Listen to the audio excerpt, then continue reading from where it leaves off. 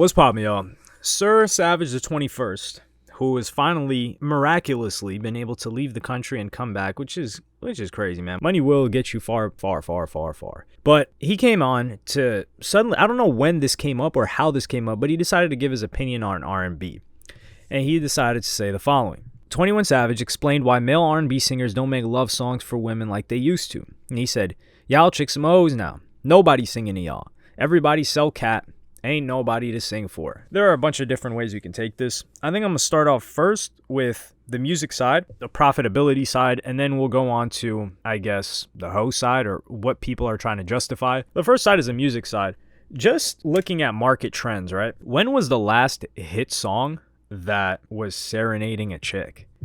If there was any hit song, it was probably maybe like some heartbreak type love song or something like that, which isn't the same as what singing to these chicks like 21 Savage is talking about. Also, 21 Savage is a big R&B fan, so let's not forget that. This dude loves himself some 90s R&B. So if we just look at the profitability of it, what R&B stars are there currently? Especially male stars, few and far between. Better chance being like a K-pop artist or a pop star or a really big rapper. So there isn't any incentive for it in that realm. Even like Trey Songz, who was like the last person I can really remember. Like Jacquees was making good music. What is he even doing? Daniel Caesar, they came up after him. I think he's doing okay, but there's no R&B superstar that I can think of off the top of my head, especially that's hip-hop adjacent, like we used to have them back in the day, and they just... Ty Dolla $ign, maybe, but I think of Ty Dolla $ign more than just R&B, and I wouldn't even necessarily say Ty Dolla $ign is a superstar. Is Ty Dolla $ign selling out arenas by himself without Ye? But don't take that as an indication that I have any less than the utmost respect for Ty Dolla $ign's production and his rapping and his singing. The dude's really talented. So there's that.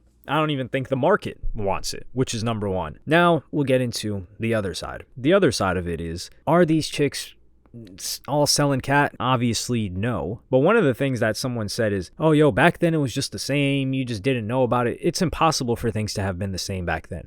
I will agree that I think people are looking at the past with rose-tinted glasses in the sense that they believe like it was way better. I just think there was more shame in the culture back then. So a lot of stuff went unnoticed or hidden. Whereas now, I guess these chicks that 21 Savage is referring to, they don't even understand the concept of shame or what they're doing is shameful.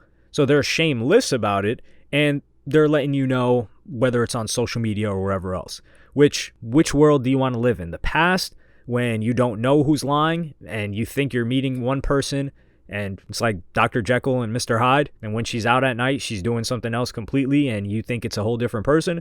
Or in the modern day, when it seems like there's more of them, but they can't help but tell on themselves on the internet. Now, one thing that I will say, for sure, 100%, is when people are talking about, oh, nah, it's the same. There were hookers back then. Yes, there were. And the problem with it, quote unquote, was that, hey, there's a high barrier to entry of this job.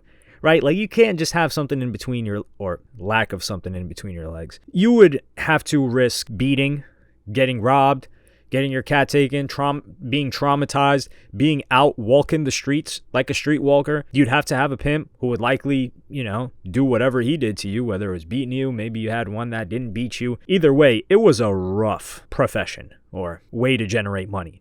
Now, it's far easier. Now there's what I call them diet hoes, like hoe zeros, no calories or nothing, halfway hoes. They're selling it, but they're not selling it in person. So the barrier to entry is so low that there's no danger, really. And some of them even like cover their face and stuff. So they can be on stuff like OF and all these other sites and make money without having to actually interact with anyone in person, which is obviously going to be way more enticing than the danger that came with actual, lot lizards and the like. So yeah, of course, right now there's way more, and there are way more that have attempted it that quit because they couldn't make $1 or they couldn't rub 2 shekels together. Then there were chicks that were like, hey, let me go meet up and sell my body for a night. I don't think I want to do this anymore. So there's way more of that right now. And that's something that's undisputable because the internet didn't even really exist the way that it does back then. And to say otherwise is crazy. Now, what 21 Savage is talking about, I gotta somewhat get behind. However, we gotta look at 21 Savage and say if he learned his lesson. He was wifing up, and we will not forget this. He was up there with Amber Rose, who was supporting this type of movement, who was, I wouldn't say she was selling her cat, but I mean, let's be honest. Well, she was a stripper, so who knows what she was doing behind the scenes. But Amber Rose, she was doing that whole slut walk. She had 21 Savage was holding up that I'm a hoe too sign. Man, that pains me to even like try to recite. The image just pops up in my head. And I'm just looking at him holding it up with two hands. And I think she had the megaphone in front of her mouth. Pause. Actually, that's not gay at all. But yeah, she had the megaphone in front of her. And I just, man, that sight, it's kind of like I erased it from my mind and now it's just reappearing all over again. But perhaps that was a lesson that taught him he wanted to change things up. Let's also keep in mind, 21 Savage has likely had the majority of his experiences with quote-unquote professionals, not prostitutes, but chicks whose job in life and whose aspiration is to get around rappers, be around rappers, get with rappers, get pregnant by rappers, or all of the above. And that type of chick is very determined. So it's very rare that rappers will meet or interact with quote unquote like normal chicks. Like when is it even gonna happen? Rappers are always out at night. If a regular chick has a job, she's, out during the day.